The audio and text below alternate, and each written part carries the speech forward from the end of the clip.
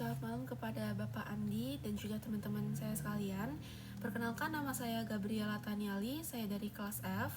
Dan pada video materi pembahasan hari ini, saya akan menjelaskan mengenai kasus pelanggaran hak cipta dan juga hak merek kepada beberapa mitra bisnis.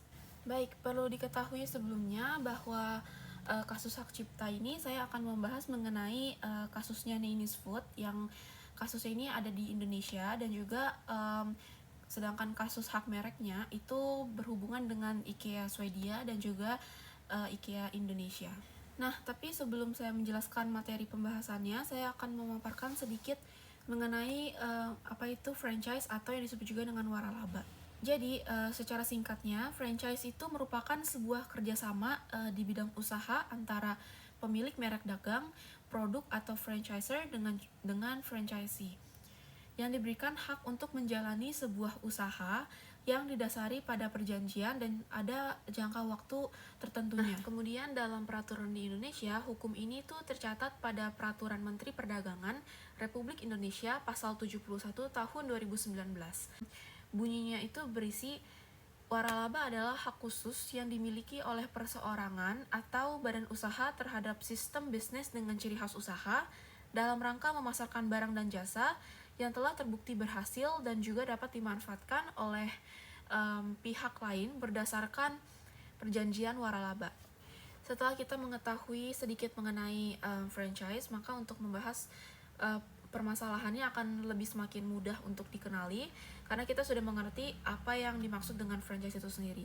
Oke, saya akan mulai dengan kasus hak ciptanya Neinis Food, yang dimana yang telah kita ketahui sebelumnya bahwa Neinis Food ini adalah usaha yang berada di dunia kuliner, yang produk mereka tuh dikenal dengan salad buahnya, dan kemudian mereka juga menawarkan kemitraan bisnis kepada masyarakat. Namun, pada pertengahan tahun 2023, Neinis Food ini menghadapi kontroversi terkait legalitas waralaba dan juga perlindungan hak cipta. Jadi, beberapa mitra bisnis mereka itu mengungkapkan ketidakpuasan mereka terhadap kerjasama dengan Neinis Food, dan juga mereka menaruh dugaan bahwa adanya pelanggaran hak cipta dan ketidakjelasan legalitas usaha.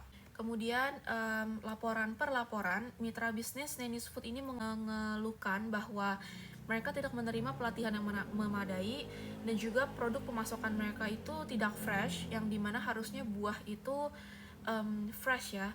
Nah, kemudian juga adanya ancaman pemutusan kontrak jika tidak membeli bahan baku dari pemasok yang ditunjuk oleh Neinis Food itu sendiri.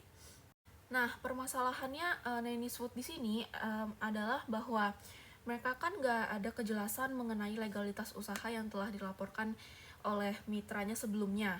Jadi karena mereka tidak mendaftarkan produk mereka kepada intellectual property rights dan juga nggak ada nerima sertifikasi halal, maka hal ini menimbulkan pertanyaan bagi perlindungan hak cipta atas merek dan juga produk Neinis Food, serta kepatuhan terhadap peraturan waralaba di Indonesia. Kemudian, menurut Menteri Peraturan Perdagangan Nomor 71 Tahun 2019 tentang penyelenggaraan waralaba, setiap usaha waralaba wajib memiliki legalitas yang jelas, termasuk pendaftaran prospektus penawaran waralaba dan juga sertifikat pendaftaran waralaba.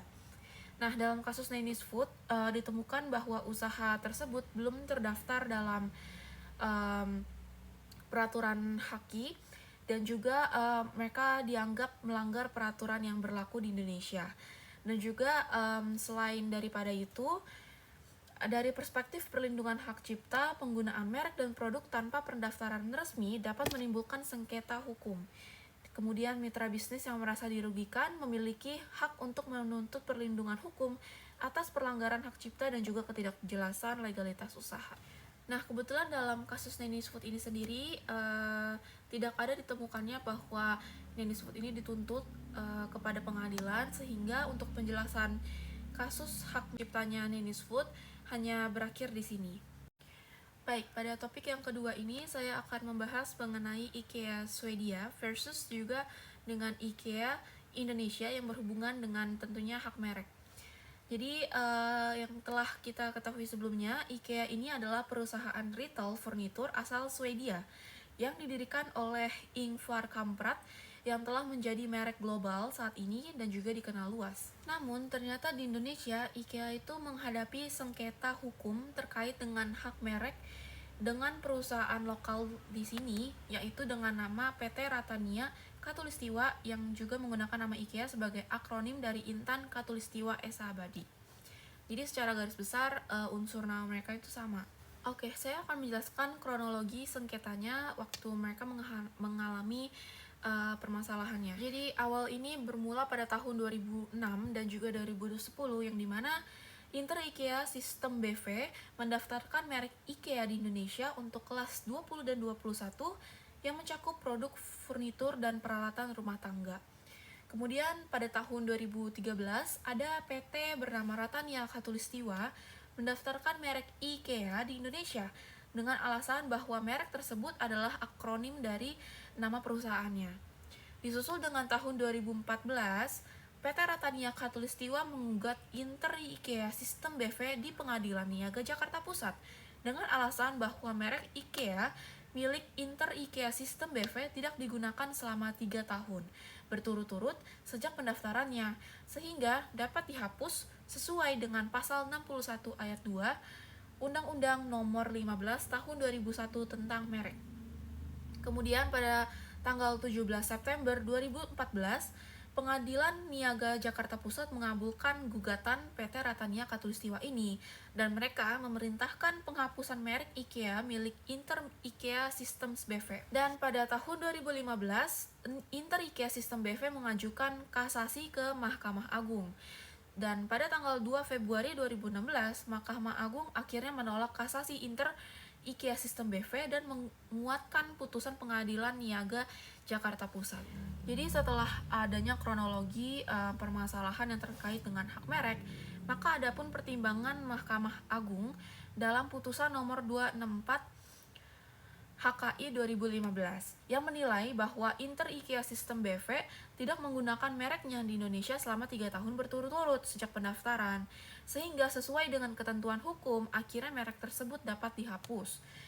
Putusan ini menjadi landmark decision karena mereka menegaskan bahwa merek yang tidak digunakan dapat dihapus meskipun merek tersebut terkenal secara global.